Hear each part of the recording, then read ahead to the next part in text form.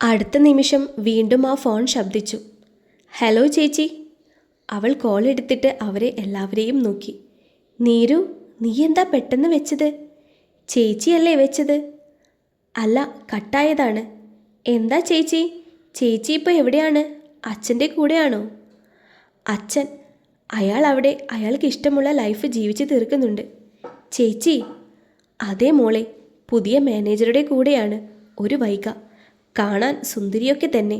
പക്ഷേ അതുപോലെ ഇഷ്ടമുള്ള ജീവിതം ജീവിക്കാൻ എനിക്കും കഴിയുമായിരുന്നു.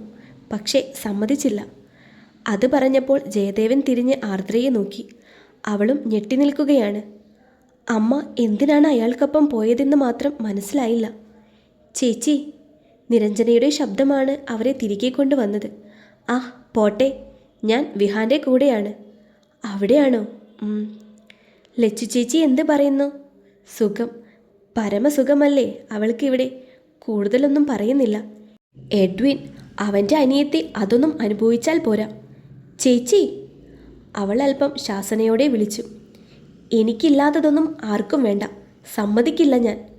അവനിട്ടൊരു പണി വെച്ചിട്ടുണ്ട്. നീ വെച്ചോ. തറവാട്ടിലേക്ക് പൊയ്ക്കോ കേട്ടോ. അവൾ ഫോൺ കട്ട് ചെയ്തപ്പോൾ മുഖം പൊത്തി കരഞ്ഞു. നീരു, കരയാതെടി. എൻ്റെ അച്ഛൻ ഒരു ദുഷ്ടനാണ് ഏട്ടാ.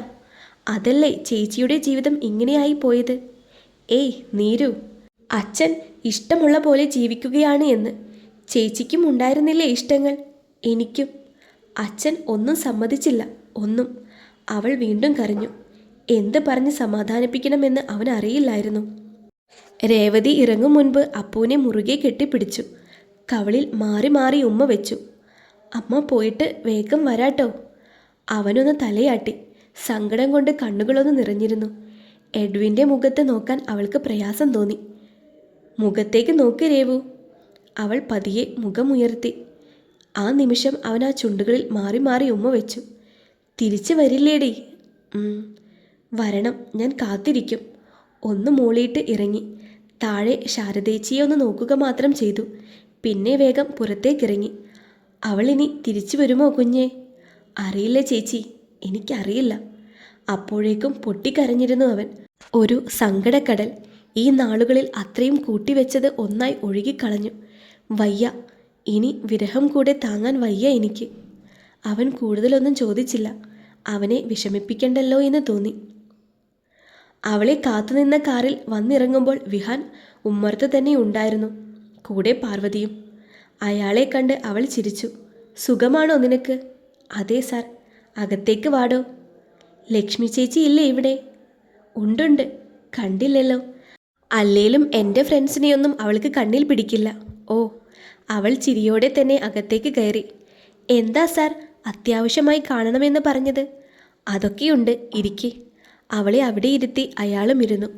പാർവതി, കുടിക്കാൻ എന്തെങ്കിലും കൊടുക്ക്. ആവശ്യം തൻ്റെ ആണല്ലോ. അവൾ ചിരിയോടെ അകത്തേക്ക് പോയി ജ്യൂസ് എടുത്ത് വന്നു. കുടിക്കടോ. കുടിക്കാൻ തോന്നുന്നില്ല. എന്നിട്ടും അവൾ അത് വാങ്ങി കുടിച്ചു. എഡ്വിൻ്റെ പേരിൽ സ്വത്തൊന്നുമില്ല എന്ന് പറഞ്ഞത് താനാണെന്ന് പറഞ്ഞിട്ട് പാർവതിക്ക് വിശ്വാസമായില്ല. അതെന്താ മേഡം, ഞാൻ കള്ളം പറഞ്ഞതാണെന്നാണോ? അതല്ല, എല്ലാ സ്വത്തും ഇപ്പോൾ നിൻ്റെ പേരിലല്ലേ? എൻ്റെ അല്ല മേഡം, അപർണയുടെ പേരിലാണ്. ആയിക്കോട്ടെ, അതിപ്പോൾ താനാണല്ലോ. മേഡം എന്താ പറഞ്ഞു വരുന്നേ? മേഡം അല്ല രേവതി, ഞാനാണ് പറയുന്നത്. വിഹാൻ അവളെ നോക്കി. പറയൂ സാർ. തൻ്റെ ഇവിടുത്തെ ജോലി കഴിയാറായിരിക്കുന്നു. ഇനി 2 സൈൻ കൂടെ ചെയ്താൽ അത് കഴിഞ്ഞു. അവളൊന്ന് ഞെട്ടി. ജോലി കഴിഞ്ഞു എന്ന് വെച്ചാൽ ഇനിയിപ്പോൾ എഡ്വിൻ്റെ അടുത്തേക്ക് പോകണ്ട. അഭിനയം അവസാനിച്ചിരിക്കുന്നു. സാർ. അവളുടെ കണ്ണുകളൊന്ന് നിറഞ്ഞു. ദാ, ഈ ഡോക്യുമെൻസിൽ സൈൻ ചെയ്തോളൂ. ഇതെന്താ സാർ? അപർണയുടെ പേരിലുള്ള എല്ലാ സ്വത്തും ഈ വിഹാൻ ഭരതിന് അപർണ ഇഷ്ടദാനം ചെയ്യുന്നു. അവളൊന്ന് വിറച്ചു. എഡ്വിൻ്റെ മുഖം അങ്ങനെ തെളിഞ്ഞു വന്നു. എന്താ, തനിക്ക് പറ്റില്ലേ? ചെയ്യാം സാർ. എന്നാ ചെയ്യൂ. അവൻ നീട്ടിയ പെൻ വാങ്ങിക്കുമ്പോൾ മനസ്സിലെ വിറയൽ അതുപോലെ അവളുടെ കയ്യിലും ഉണ്ടായിരുന്നു. ചെയ്യൂ. അവൻ പറഞ്ഞെടുത്തെല്ലാം അപർണയുടെ സൈൻ ചെയ്തു അവൾ. ഇപ്പോൾ എങ്ങനെയുണ്ട് പാർവതി? നിനക്കല്ലേ എൻ്റെ രേവതിയെ സംശയമായിരുന്നേ? പാർവതിയുടെ ചുണ്ടിലും ചിരി വിടർന്നു. എൻ്റെ എല്ലാ സംശയങ്ങളും മാറി പോരെ? എന്നാ രേവതി പൊയ്ക്കോ. എങ്ങോട്ടാ സാർ? അവൻ്റെ അടുത്തേക്ക് തന്നെ, അല്ലാതെ എങ്ങോട്ടാ? പക്ഷേ സാർ, ലീഗലി ഞാൻ വരുന്നുണ്ട് 2 ദിവസം കഴിഞ്ഞ് രജിസ്റ്റർ ചെയ്തിട്ട്. സാർ, അത് കഴിഞ്ഞ് രേവതിക്കും സ്വന്തം നാട്ടിലേക്ക് തിരികെ പോകാം. സാർ, എന്നാൽ കാറിൽ കയറിക്കോ. ഡ്രൈവർ, രേവതിയെ എവിടെ നിന്ന് കിട്ടി അവിടെ തന്നെ തിരികെ കൊണ്ടാക്കിയേക്ക്. ശരി സാർ. മാഡം. അവനെ ഒന്ന് നോക്കിയിട്ട് അവൾ വണ്ടിയിൽ വന്ന് കയറി. വീട്ടിലേക്ക് കയറാൻ ഒട്ടും ധൈര്യമില്ലായിരുന്നു അവൾക്ക്. എഡ്വിൻ ഈ ജന്മത്തിൽ തനിക്ക് കിട്ടില്ലെന്ന് കരുതിയ സ്നേഹവും പ്രണയവും പകുത്തു നൽകിയവൻ, സംശയത്തിൻ്റെ നേരിയ ഇട പോലും ഇല്ലാതെ നെഞ്ചോട് ചേർത്ത് അവൻ്റെ വിശ്വാസമാണ് താൻ ഇന്ന് തകർത്തത്. ആ മുഖത്തേക്ക് എങ്ങനെ നോക്കും? വയ്യ. പക്ഷേ സത്യം പറയാൻ എനിക്ക് പറ്റില്ല. വീട്ടിലേക്ക് പോകാതെ കടൽ തീരത്തെ കടുത്ത ചൂടിൽ അവൾ ഇരുന്നു. ആ ചൂടുപോലും അവൾ അറിഞ്ഞിരുന്നില്ല. അതിലേറെ പൊള്ളുന്നുണ്ടായിരുന്നു മനം. തലയ്ക്ക് മുകളിൽ ഒരു കുട വന്ന് ചേർന്നപ്പോൾ അവളൊന്ന് അമ്പരന്നു. എഡ്വിൻ, സാരെന്താ ഇവിടെ? നീ എന്താ ഈ വെയിലത്ത് ഇവിടെ? മറുപടി പറഞ്ഞില്ല. എണീക്ക്. ഞാൻ. വാടി. അവളുടെ കയ്യിൽ ഒന്ന് കോർത്ത് പിടിച്ച് അരികെയുണ്ടായിരുന്ന തണലിലേക്ക് നടന്നു. അവിടെ പോയിട്ട് നിന്നെ വിഷമിപ്പിക്കുന്ന എന്തേലും അവൻ പറഞ്ഞോ? അത് പറഞ്ഞോ? എന്താ പറഞ്ഞേ? ഇവിടുത്തെ ജോലി കഴിഞ്ഞ് തിരിച്ചു പോയിക്കോളാൻ. അവനൊന്ന് ഞെട്ടി. എന്നിട്ട് പോവുമോ നീ? കണ്ണുകൾ അങ്ങനെ നിറഞ്ഞൊഴുകി. എൻ്റെ ഭാര്യയല്ലേ, എൻ്റെ അപ്പൂൻ്റെ അമ്മ. അവൻ പറഞ്ഞ പോവാൻ നിൽക്ക? എനിക്ക് ധൈര്യമില്ല. പക്ഷേ എനിക്ക് നല്ല ധൈര്യമുണ്ട് കേട്ടോ. എൻ്റെ പെണ്ണിനെ എങ്ങനെ നോക്കണമെന്ന് എനിക്കറിയാം, എങ്ങനെ രക്ഷിക്കണമെന്നും. സാർ. പോകല്ലേടി, ഞാൻ മരിച്ചു പോകും. ഇനി ഒന്നുകൂടെ താങ്ങില്ല ഞാൻ. അവൻ്റെ നെഞ്ചിൽ മുഖം ചേർത്ത് കരഞ്ഞു. കരയാതെ. എന്നെ വിശ്വാസമില്ലേ നിനക്ക്? വിശ്വാസമില്ലാത്തത് തന്നെ തന്നെയാണ് എന്ന് മനസ്സിൽ പറഞ്ഞു. വിഹാൻ വരും വരെയെങ്കിലും ഈ സ്നേഹം താൻ നഷ്ടപ്പെടുത്തില്ല എന്നവൾ ആ നിമിഷം ഉറപ്പിച്ചിരുന്നു. വീട്ടിൽ പോകാം. സാരെന്താ ഇവിടെ? ഓഫീസിലിരുന്നിട്ട് ഒരു കോൺസെൻട്രേഷൻ കിട്ടുന്നില്ല. നീ പോയിട്ട് എന്തായി എന്നറിയാതെ. എന്നെ വിട്ടു പോകുമോ എന്ന് അവൻ പകുതിക്ക് വെച്ച് നിർത്തി. അവളുടെ വിരലുകൾ തൻ്റെ വിരലിൽ കോർത്തു. നിന്നെ സ്നേഹിക്കാൻ എനിക്ക് കഴിയുമോ എന്നറിയില്ല. പക്ഷേ ഈ രൂപം, ഈ മുഖം, അതില്ലാതെ എനിക്ക് ജീവിക്കാൻ പറ്റില്ല. അവളുടെ നെഞ്ചിൽ ഒരു നീറ്റൽ പടർന്നു. തന്നെ സ്നേഹിച്ചിട്ടില്ല. സ്നേഹിച്ചതും പ്രണയിച്ചതും തന്നിലൂടെ അവളെയാണ്, അപർണയെ. പക്ഷേ രേവതി, നിന്നെ എനിക്ക് വേണം. വിട്ടുകൊടുക്കാൻ പറ്റില്ല. ഒന്നിനു വേണ്ടിയും നഷ്ടപ്പെടുത്താനും. അവൾ മറുപടി പറഞ്ഞില്ല. മനസ്സങ്ങനെ പാതി തളർന്നു. വാതിൽ തുറന്ന ശാരദയുടെ കണ്ണുകൾ വിടർന്നു. തിരിച്ചു വരുമെന്ന് കരുതിയില്ല. അപ്പോൾ ശരിക്കും ഇഷ്ടമൊക്കെയുണ്ട്. മോള് രാവിലെ പോയതല്ലേ? അല്ല, നിങ്ങൾ രണ്ടുപേരും എങ്ങനെ ഒന്നിച്ചു വന്നേ? അവനൊന്ന് കണ്ണടച്ച് കാണിച്ചു. അപ്പോൾ ഒന്നും കഴിച്ചിട്ടില്ല. മോളിപ്പോയെങ്കിലും വന്നത് നന്നായി. സാരല്ല, ഞാൻ കൊടുത്തോളാം ചേച്ചി. അവൾ അകത്തേക്ക് പോയപ്പോൾ അവർ എഡ്വിനെ നോക്കി. അവൾ. അറിയില്ല. അപർണല്ലെന്നറിയാം. ആ രൂപം മാത്രമേ ഉള്ളൂ എന്നും അറിയാം. പക്ഷേ ഞാൻ ഒരിക്കൽ കൂടി സ്നേഹിച്ചു പോയെന്ന് തോന്നുന്നു. കുഞ്ഞേ, അവർ വിഷമത്തോടെ വിളിച്ചു. അവൾ കൂടെ പോയാൽ പിന്നെ ഞാനില്ല. അതും പറഞ്ഞു പോയവനെ നോക്കി നിൽക്കാനേ കഴിഞ്ഞുള്ളൂ അവർക്ക്. രാത്രിയാകും വരെ എഡ്വിൻ്റെ മിഴികൾ അവളെ തിരിഞ്ഞു വന്നു. പക്ഷേ അതിനെ തിരികെ നോക്കാൻ ഒരു മടി. അവൻ്റെ അടുത്ത് നിന്ന് ഒഴിഞ്ഞു മാറി നടന്നു. പക്ഷേ രാത്രിയിൽ അവൻ്റെ മുന്നിൽ പെടുമെന്ന് അവൾക്ക് ഉറപ്പുണ്ടായിരുന്നു. കഴിഞ്ഞോ നിൻ്റെ ഒഴിഞ്ഞുമാറ്റം? അവൾ മിണ്ടിയില്ല. എൻ്റെ രേവു, നിന്നോട് കൊതി തോന്നി പോവാടി. എന്നെ ഇത്രയും സ്നേഹിക്കുന്നതിന്, എൻ്റെ അപ്പൂനെ നല്ലൊരു അമ്മയായതിന്, എന്നെ വിട്ടുപോകാൻ മനസ്സില്ല എന്ന് പറഞ്ഞതിന്. പെണ്ണെ, എനിക്ക് വേണം നിന്നെ ഒരിക്കൽ കൂടെ. നഷ്ടപ്പെടുത്താൻ വയ്യ എനിക്ക്. ഇനി ആരെന്ത് പറഞ്ഞാലും നിന്നെ ഞാൻ വിട്ടുകൊടുക്കില്ല. പോരെ? എന്നെ പറഞ്ഞേക്കോ ഇവിടെ നിന്ന്? എന്തിനായിരുന്നാലും ഇല്ല. പ്രോമിസ്. അതിൻ്റെ മറുപടി നൽകിയത് അവളുടെ ചുണ്ടിൽ അമർത്തി ഉമ്മ വെച്ചുകൊണ്ടാണ്. അവളുടെ സ്നേഹം, അവളുടെ പ്രണയം, അവളുടെ മുഖം, അതൊന്നും നഷ്ടപ്പെടുത്താൻ കഴിയാത്ത ഒരു മനസ്സുണ്ട് അവന്. അവളോട് പ്രണയം കൊണ്ട് അന്ധമായി പോയിരുന്നു അവൻ. രേവു. നുകർന്നിട്ടും മതിയാവാതെ, ചുംബിച്ചിട്ടും കൊതി തീരാതെ അവളുടെ ആഴങ്ങളിലേക്ക് ഇറങ്ങിപ്പോയിരുന്നു അവൻ. അവളൊരു ചുഴിയായിരുന്നു. അവനതിൽ പെട്ടുപോയിരുന്നു. ആ ചുഴിയിൽ ചുറ്റിത്തിരിഞ്ഞു. ജീവനും ജീവിതവും അതിൽ തകർന്നു പോകുമെന്നറിഞ്ഞിട്ടും അതിൽ നിന്ന് രക്ഷപ്പെടാൻ അവൻ ആഗ്രഹിച്ചില്ല. പതിവ് പോലെ ചായ പിടിച്ച് കൈ വിറയ്ക്കേണ്ട എന്ന് കരുതി ആർദ്രയാണ് ചായ അവർക്ക് മുന്നിൽ കൊണ്ടുവച്ചത്. എന്നാ പിന്നെ കുട്ടിയെ വിളിക്കാം അല്ലേ അനന്ത? അയാൾ അതേ എന്ന അർത്ഥത്തിൽ ശിവശങ്കറിനെ നോക്കി. മോളെ വിളിക്ക് ജലജെ. ചെറിയമ്മ ചിരിച്ചിട്ട് നിരഞ്ജനയെ കൂട്ടിക്കൊണ്ട് വന്നു. മുഖം കുനിച്ച് അങ്ങനെ നിന്നു അവൾ. ദേ ഇതാണ് ചെറുക്കൻ, ഇങ്ങോട്ടൊന്ന് നോക്കിക്കേ മോളെ. ദീപൻ്റെ അമ്മ പറഞ്ഞപ്പോൾ പതർച്ചയോടെ തലയുയർത്തി നോക്കി. അവളെ തന്നെ നോക്കിയിരുന്നു ദീപൻ. ഇനി എത്ര വർഷം കൂടെയുണ്ട് പഠിപ്പ് കംപ്ലീറ്റ് ആവാൻ? ഇതും കൂടെ ഉള്ളൂ അങ്കിൾ. അപ്പോൾ അടുത്ത കൊല്ലം ഒരു ഡോക്ടർ ആകുംലേ? ഞങ്ങൾക്ക് ഇഷ്ടമായിട്ടോ. അല്ലെങ്കിലും ഇങ്ങനെയൊരു ബന്ധം ഞാൻ ആഗ്രഹിച്ചിരുന്നു. അറിഞ്ഞുകൊണ്ടല്ലെങ്കിലും നിന്റെ അമ്മയോട് തെറ്റ് ചെയ്തു എന്നൊരു തോന്നലുണ്ടായിരുന്നു. അതിങ്ങനെ തീരട്ടെ. അതൊക്കെ വിടടോ. ഇപ്പോൾ എന്താ, കുട്ടികൾക്ക് തമ്മിൽ സംസാരിക്കാമെങ്കിലാവാം. ദേവൻ വെറുതെ ഒന്ന് ദീപനെ നോക്കി. മുകളിലേക്ക് പോയിക്കോ, അവിടെ ഒരു ബാൽക്കണി ഉണ്ട്. അവൻ ശരിയെന്ന അർത്ഥത്തിൽ എഴുന്നേറ്റു. നിന്നോട് വേറെ പറയണോ നീരു? ചെല്ല്. അത് ഏട്ടാ. ചെല്ലടി. അല്പം പതർച്ചയോടെ അവൾ കയറിപ്പോകുന്നത് അവൻ നോക്കി നിന്നു. ഓസ്കാർ അഭിനയമല്ലേ രണ്ടും കൂടെ? ആർക്കും അറിയില്ല എന്ന വിചാരം. അവനൊരു ചിരിയോടെ അങ്ങനെ നിന്നു. ആർദ്ര എന്തേ എന്ന് മിഴികൾ ഉയർത്തി ചോദിച്ചു. അവൻ ഒന്നുമില്ലെന്ന് കണ്ണടച്ച് കാണിച്ചു. നിരഞ്ജന ചെല്ലുമ്പോൾ ദീപൻ അവൾ വരുന്നത് നോക്കി നിൽപ്പായിരുന്നു. ഇങ്ങനെ നോക്കി എൻ്റെ ചോര കുടിക്കാതെ മനുഷ്യ. എന്തായിരുന്നു അഭിനയം? നിനക്കെന്നെ ഒട്ടും അറിയില്ല അല്ലേ? അതിന് അവളൊന്ന് ഇളിച്ച് കാണിച്ചു. ഒരു നിമിഷം കൊണ്ട് സൈഡിലെ ചുവരിലേക്ക് ചേർത്ത് നിർത്തിയിരുന്നു അവളെ. ദീപേട്ടാ.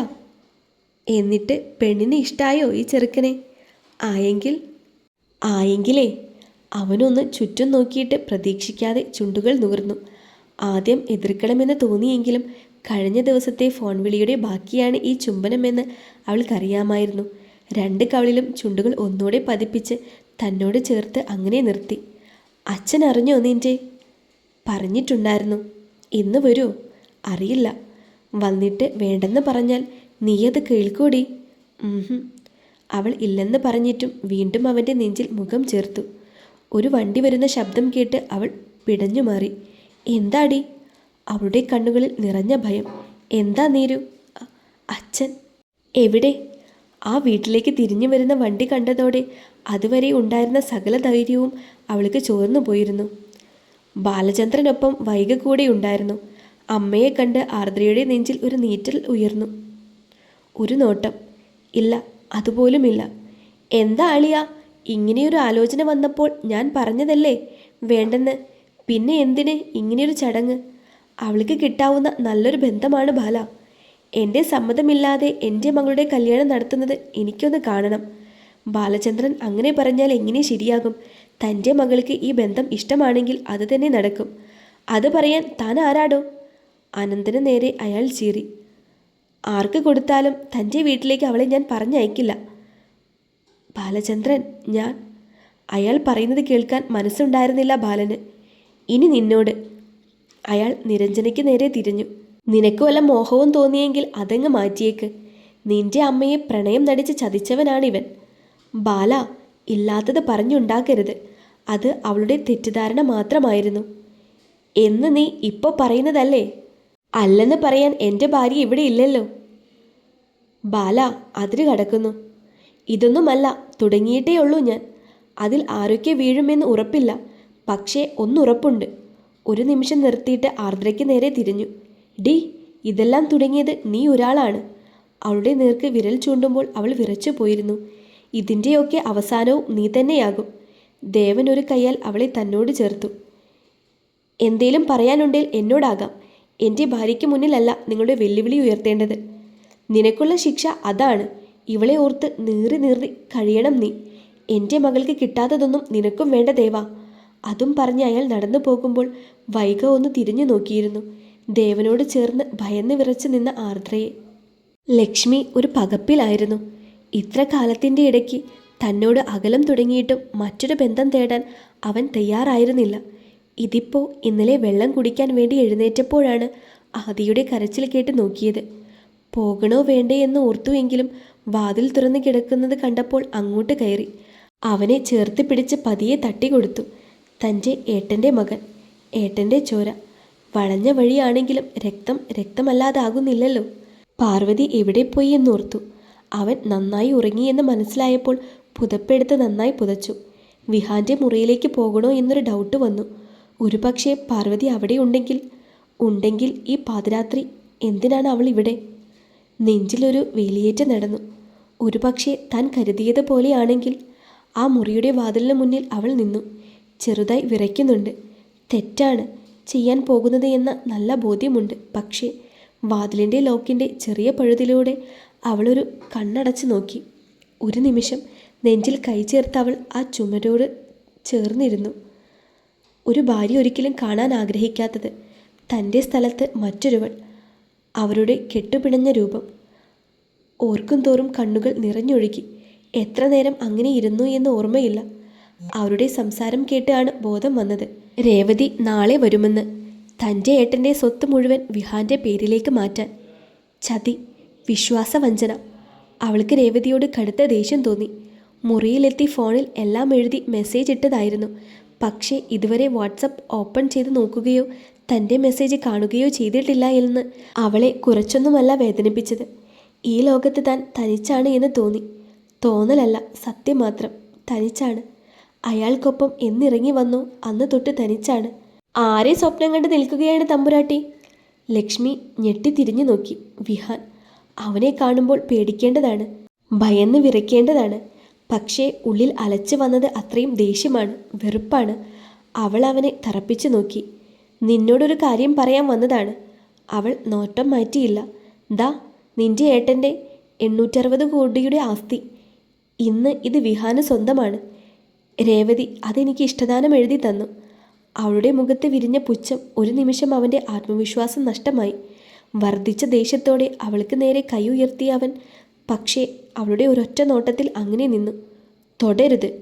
ഇനി ആ കൈകൾക്ക് തന്നെ തൊടാനുള്ള അർഹതയില്ല. തൻ്റെ കഴുത്തിൽ കിടന്ന താലിയൊന്ന് നോക്കിയിട്ട് അവൾ അത് ഊരിയെടുത്ത് അവൻ്റെ കൈകളിൽ വെച്ചു കൊടുത്തു. ലച്ചു, എന്താ ഇത്? അവൾ അതിന് മറുപടി നൽകാതെ വീണ്ടും ജനലോര കാഴ്ചയിലേക്ക് കണ്ണു നട്ടു. അഥവാ ലക്ഷ്മി തിരികെ പോയാൽ കേസ് കൊടുത്ത് താൻ വാങ്ങിച്ചെടുത്ത അവൻ്റെ പാതി സ്വത്ത് തിരികെ നൽകേണ്ടി വരും. അവനൊന്ന് നിശ്വസിച്ചു. ഇന്ന് ഒരൊറ്റ ദിവസം മാത്രം. നാളെയാണ് ആ ദിവസം. എല്ലാം കൊണ്ടും നിന്റെ ഏട്ടൻ തകർന്ന് തരിപ്പണമാകുന്ന ദിവസം. ആദ്യം നിന്റെ ഏട്ടൻ, അത് കഴിഞ്ഞാൽ നീ. അങ്ങനെ മതി. പിന്നെ ഇപ്പോൾ കാണിച്ചതിനുള്ളത് നാളെ കൂടെ കഴിഞ്ഞിട്ട് നിനക്ക് തരാം. അവൻ അവിടെ നിന്ന് ഉടനെ ഇറങ്ങിപ്പോയിരുന്നു. ആ ഫയൽ എടുത്ത് നെഞ്ചോട് ചേർത്തൊന്ന് ഉമ്മ വെച്ചു പാർവതി. എൻ്റെ ആദിക്ക് കൊടുക്കാൻ നിന്റെ കയ്യിൽ ഒന്നുമില്ലല്ലോ എഡ്വിൻ. അച്ഛൻ്റെ പാതി സ്വത്തല്ല, ദേ മുഴുവൻ സ്വത്ത് ഇപ്പോൾ എൻ്റെ കൈക്കുള്ളിൽ. അവളൊരു ചിരിയോടെ വിഹാനെ നോക്കി. ഹാപ്പി അല്ലേടോ? അതേലോ, ഒത്തിരി. എന്നാ പോയാലോ? പോകാം. അവൾ ആദിയെ എടുത്ത് തോളിലിട്ടു. ഇറങ്ങാൻ തുടങ്ങും മുന്നേ ലക്ഷ്മി അവർക്ക് മുന്നിൽ വന്ന് നിന്നു. വന്നല്ലോ അപശകുനം. എന്താ വേണ്ടത് നിനക്ക്? അവൾ ആ ഫയലിലേക്ക് നോക്കി. ഓ നോക്കണ്ട, നിന്റെ ഏട്ടൻ്റെ അടുത്തേക്ക് തന്നെയാണ് പോകുന്നത്. അവൾ അവൻ്റെ കാൽക്കലിരുന്നു, കൈകൾ കൂപ്പി. ഓ ഇല്ല ലക്ഷ്മി, ഈ കാര്യത്തിൽ ഒരു ഔദാര്യവും നീ പ്രതീക്ഷിക്കണ്ട. ദാ ഈ സ്വത്ത് മാത്രമല്ല, അവനെ ആ വീട്ടിൽ നിന്ന് ഇറക്കിവിടും. എന്നിട്ട് വേണം അവൻ്റെ നെഞ്ചിലേക്ക് അവസാന ആണി അടിക്കാൻ. അവൾ പതർച്ചയോടെ അവനെ നോക്കി. എന്താണെന്നോ? ദേ ഇത് കണ്ടോ നീ? അയാൾ ഒരു എയർ ടിക്കറ്റ് എടുത്ത് കാണിച്ചു. രേവതിക്ക് തിരിച്ചു പോകാനുള്ള ടിക്കറ്റ്. അവളെ ഏൽപ്പിച്ച പണി ഭംഗിയായി ചെയ്തതിന് കൈ നിറച്ച് കൊടുത്തിട്ടുണ്ട് ഞാൻ. അവൾ അറിഞ്ഞിട്ടില്ല എന്ന് മാത്രം. സർപ്രൈസ് ആവട്ടെ എന്ന് കരുതി. അവൾ കൂടെ പോയാൽ എഡ്വിൻ എന്നൊരാളില്ല. അപ്പോൾ ആലോചിച്ചു നിൽക്കെ അവരുടെ വണ്ടി ഗേറ്റ് കടന്നു പോകുന്നത് ലക്ഷ്മി കണ്ടു. അതിനരികിലേക്ക് അവൾ ഓടിച്ചെന്നു. അപ്പോഴേക്കും ചെവി തകർന്നു പോകുന്ന ഒരു ശബ്ദം. ഒരു നിമിഷം, ഒരൊറ്റ നിമിഷം. എന്താ സംഭവിച്ചതെന്ന് മനസ്സിലാകും മുന്നേ അവരുടെ കാർ ഇടിച്ചു തെറിക്കുന്നത് കണ്ട് അറിയാതെ ഒരു നിലവിളി തൊണ്ടയിൽ നിന്ന് ഉയർന്നിരുന്നു.